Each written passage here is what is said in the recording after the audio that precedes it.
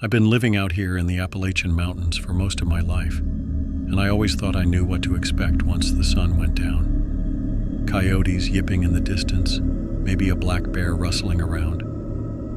Nothing much shakes me, but on this night, everything changed. Let me start by saying my evening had been uneventful. Just chores and a quick dinner before midnight rolled around. Jax, my retriever, was curled up by the fireplace like he always is.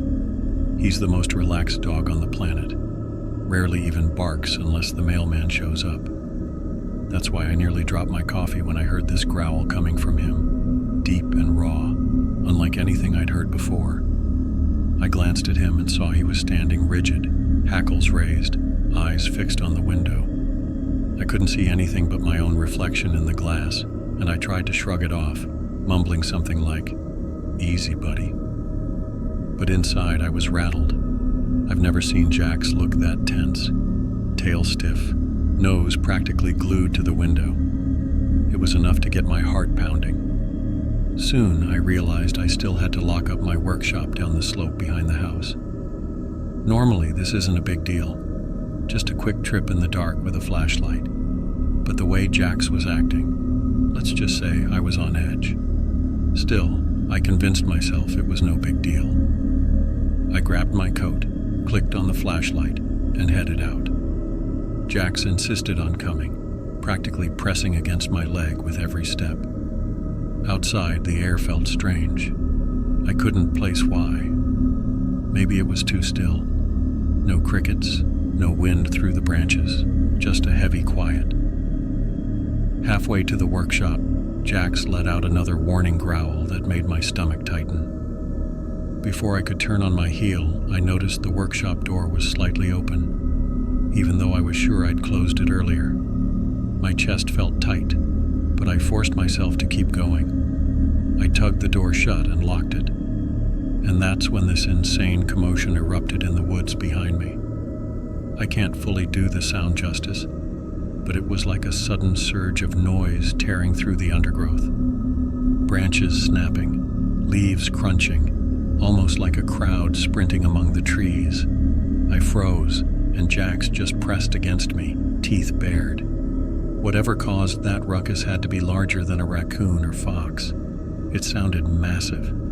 My hands were shaking so badly that I fumbled with the flashlight, nearly dropping it. I backed up toward the house, trying not to break into a sprint, though my legs were begging me to run. The closer we got to the porch, the more frantic everything felt. I got inside, practically shoved the door shut, and slid the deadbolt into place. My brain was racing, trying to explain what I just heard. A bunch of deer, a bear with cubs. But it was so loud, so widespread, like multiple creatures. I stood in the hallway, breath hitching, Jax at my feet, staring at the door. I realized I'd left my pistol upstairs. Adrenaline was making my hands tremble. My pulse hammered as I rushed to my bedroom, grabbed the gun, and made sure it was loaded. I've never felt so desperate to be armed in my own home. Just as I debated whether to investigate or hide, Jax let out a bark. That bark. He only does that when something's seriously wrong. So against every instinct, I headed back out onto the porch with my flashlight and pistol. My chest was tight, my breathing uneven, but I needed to know if there was an intruder or some animal messing around. I scanned the tree line with the beam. Nothing moved.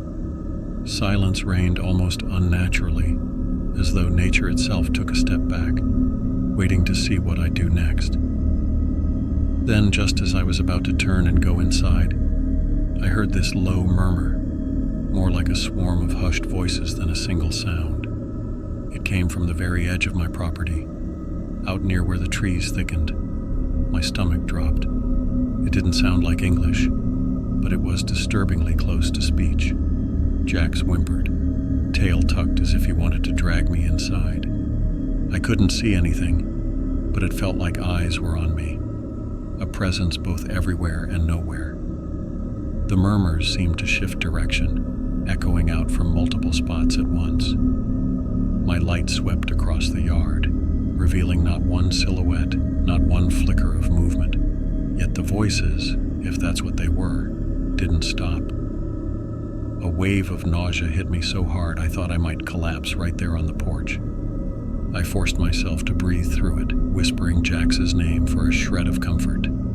After what felt like ages, I managed to pull myself back inside. That door had never felt so flimsy. I latched it and checked the windows, too spooked to turn on any indoor lights, hoping that darkness would hide me. The night wasn't over, though.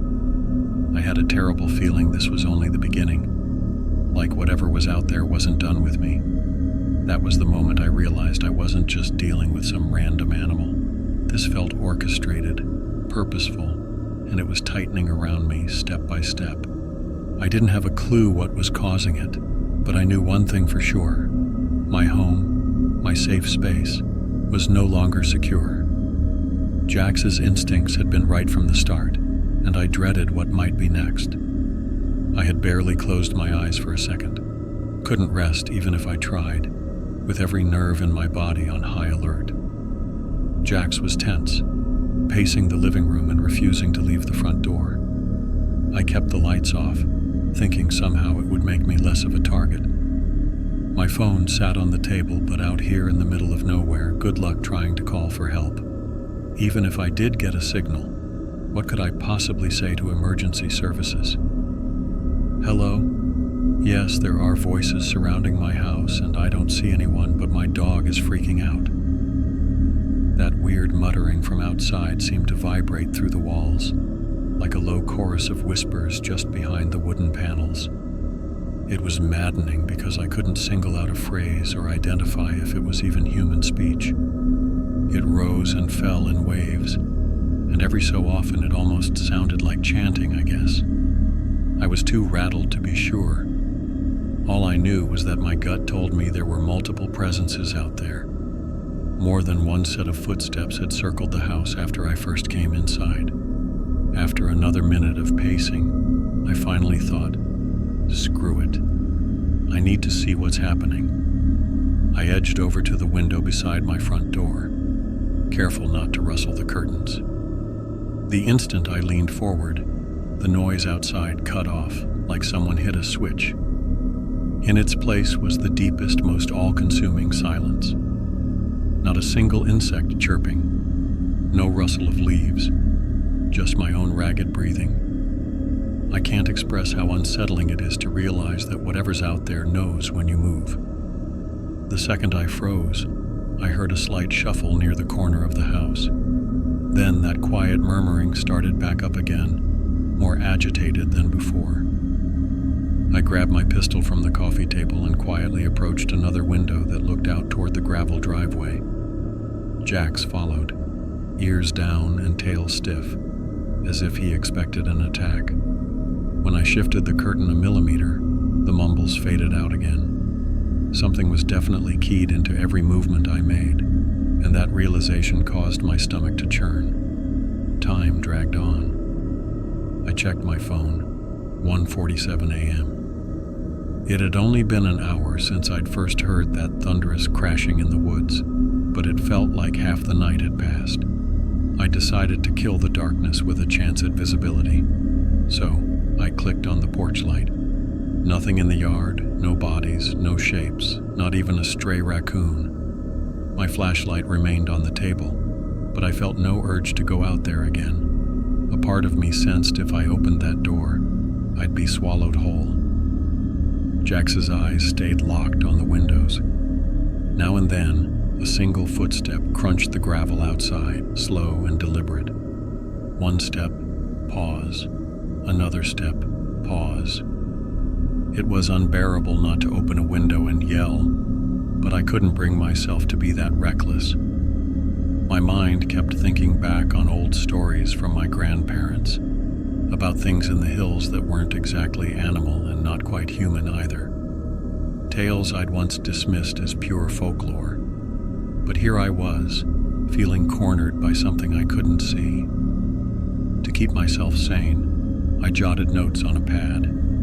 What times I heard the footsteps, what they sounded like, how the whispering seemed to move around the property in a clockwise pattern. Once or twice I considered switching on music or the TV just to drown it out, but a voice in my head told me to stay alert, not to mask the sounds. After all, if something crashed through the door, I needed to know instantly. Hours crawled by this way. My nerves were shot, my hands clammy and every muscle ached with tension. I found myself drifting off only to jolt awake seconds later whenever Jax twitched. It was like living on a fault line, expecting the earth to quake at any moment. Meanwhile, the murmurs persisted outside, underscored by that dead silent hush whenever I tried to move. It was a twisted game. They made sure I knew they were there, but not once did I see a face or a form. Sometime around 4:30 or maybe closer to 5 a.m., the tone of the murmuring changed. Hard to explain, but the pitch went lower, almost guttural. Then slowly the sound started drifting away deeper into the woods. I caught faint rustling through the thick brush, then a final few snaps of branches. In their wake, frogs croaked and a couple of birds called. It was as if the natural world had been stifled all night and finally breathed again. Relief washed over me, but it wasn't that comforting. I still felt like I might vomit from the stress. I checked each window for any sign of movement. Nothing. The gravel driveway looked untouched, aside from my own footprints. Jax gradually relaxed, though he wouldn't lie down until the first pale light of dawn crept across the horizon. Once I was fairly certain the immediate threat had disappeared, I stepped outside onto the porch for a breath of air, pistol clutched tight in my hand. The yard was a mess of broken branches, and the lingering smell of disturbed soil clung to the morning breeze. Yet, bizarrely, there were no footprints, no trace of a crowd or gang of animals. The only proof was in my shaking limbs and Jax's raw-edged stare. I spent sunrise going back and forth, mentally replaying each horrifying moment. My place still felt uneasy, like the echoes of those voices might start up again any second. I didn't dare pack up and leave.